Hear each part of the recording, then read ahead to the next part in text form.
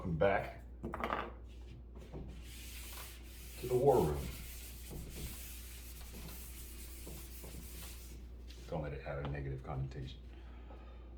What is the War Room? It's just a place where, we talk about strategy and skills. Now, look, in America, we have our government and we are just like questioning our government and pointing our finger at the government as like, you are the one who's creating all this. And then the government's like, no, it's that side of the government. And it's like, no, that side. But then one side, the Democrats, are actually trying to change something. They're introducing,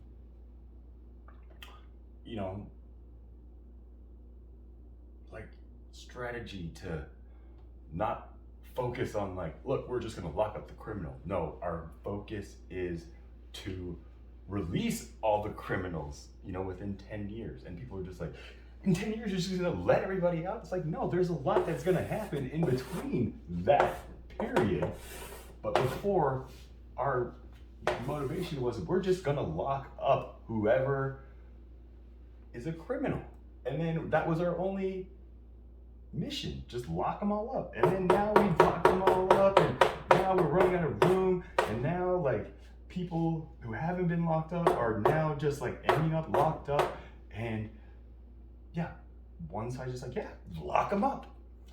Then the other side's like, that's what we've been doing, and it's creating more problems. And now we see the problem is we don't have help for these people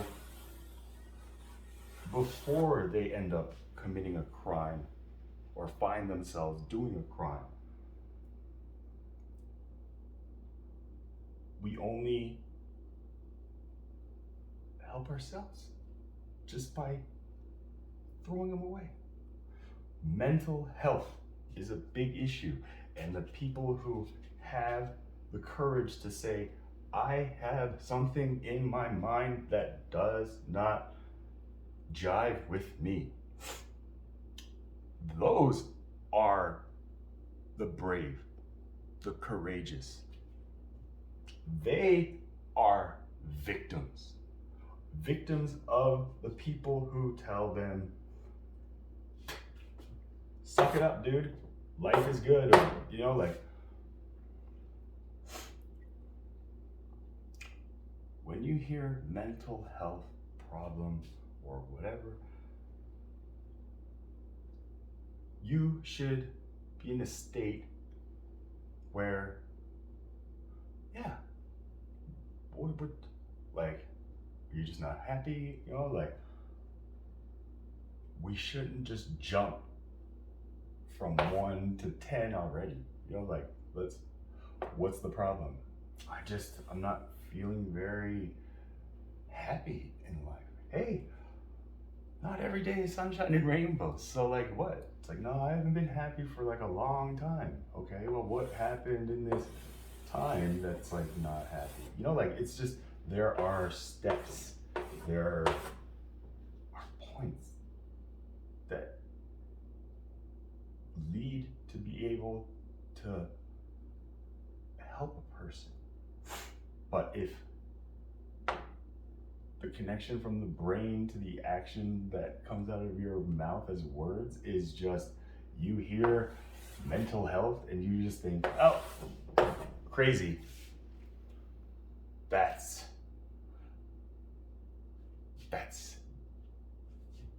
the other side that we, the apostrophes, need to recognize in ourselves as well.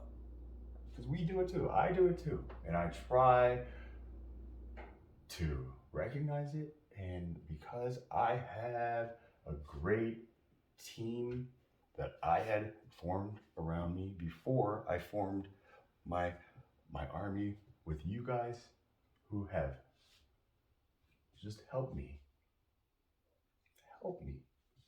in this way. So again, that is what I want for everybody, because everybody needs a great support team to keep them accountable, to keep them focused, to keep them motivated, to keep them just from going crazy all of a sudden. Okay? So, again, this is not a rabbit race to just help everybody. Everybody needs help. That's a given. Now, the question is, what help is exactly? Okay? Help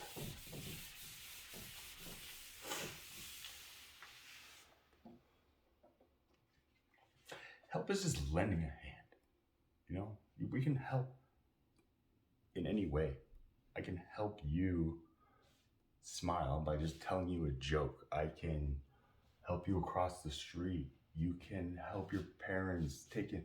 There's a ton of ways to help, but when somebody specifically comes to you and says, "Hey, can you help me?" Okay. So, can you help? I'll write it in cursive because I heard cursive is dying and it's very important. Can you help? Okay, that's one. Me. Okay. Somebody comes to you and says, "Can you help me?" Okay, listen to them.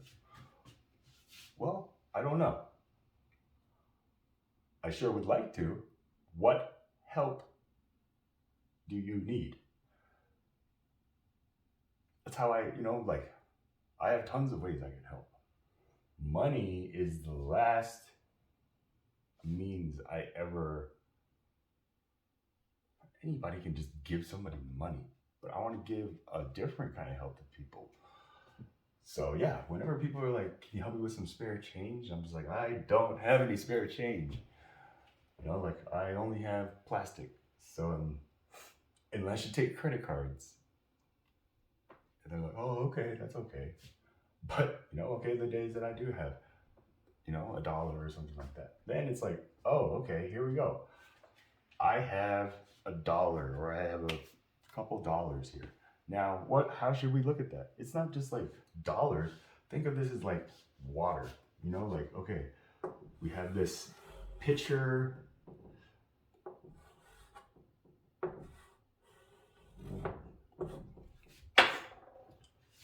of water. Now, this water, in this case, is money. Okay, we got $3. Okay, filling in this pot. $3. Now, as we're walking down the street, we see 3 people all asking for help. Okay, help is the pitcher. Can you help me? Okay, yeah, I've got this pitcher. I'm ready to help. I got other, tools to help, but I got this pitcher. So anybody who asks me for help for money, I have that water. We have that water. So let's be mindful and, think about how we disperse this help. Okay, because this is a good thing, but it's just throw it out there. That's where it's just like, you just like that could have been a beautiful, beautiful thing that could have helped, or who knows. But again, I like to look at it because this is what my father told me. Yeah. Okay, so if there's 3 people asking for the same water from you, okay, how do we look at these people? We have to look at them kind of like a plant, okay? 3 different plants. Now, plants, trees, whatever, we know that a plant is doing pretty good, right? By what? Their leaves. Because what? Their leaves are just like, oh, like all here. I don't have any green. They're just. Now, this is a metaphor, but you know, it's just, okay, this one's doing all right. Now, over here, you know, this one is just like the Charlie Brown Christmas tree. No, it's beyond that. It's just pretty much, it's got just no leaves, just, there's no life left in this. No amount of water is going to bring this thing back to life. Okay? Don't let it sound too harsh. This is just a setup here. Okay? So we got the plant that clearly, you know, is doing good. Then there's this plant that offsets it where it's just like clearly dead. Right? So, yeah. Do we give money to, now, do we give water, our water, which is in the form of money? Now, again, here's where you look. There are people begging for change who are on cell phones and have clean clothes and just, you're just looking at that. And then there are people who just don't have a life worth living. These are the people you are looking for to give money to, because they need that money more than this guy to pay his cell phone bill.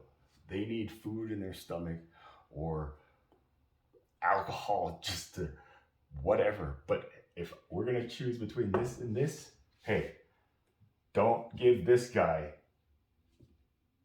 all the water. Give all your water to this guy, all right? Forget these guys. We need to get these guys out. I'll tell you why later. But now, I have this one here.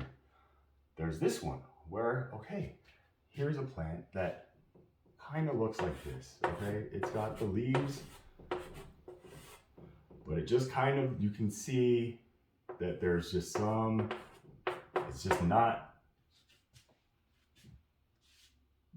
living like this tree appears to be living to us. Does that make sense? These are, I guess you would say, these veterans, you know, American war vets who have the sign, I am a vet and I need some help or whatever. Now again, you have to be able to fish that out. Anybody can just say they're a vet on a sign, all right? Like, we are in this habit where if somebody tells us, hey, I'm a war veteran, or I'm in the army, or I'm in service, and the immediate reaction is, oh, thank you for your service.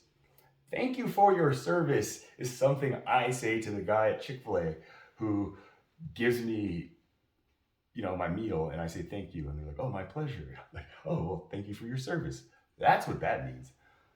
I never fought for my country because I just fight for love. I don't fight with guns. But these are the people, you know, these are the people where you see the mothers who are out there. And again, there are mothers who just are like this. You have to be able to look behind the magic trick, okay? It's not a magic trick, but the trick. There are plenty of deceivers and there are plenty of receivers.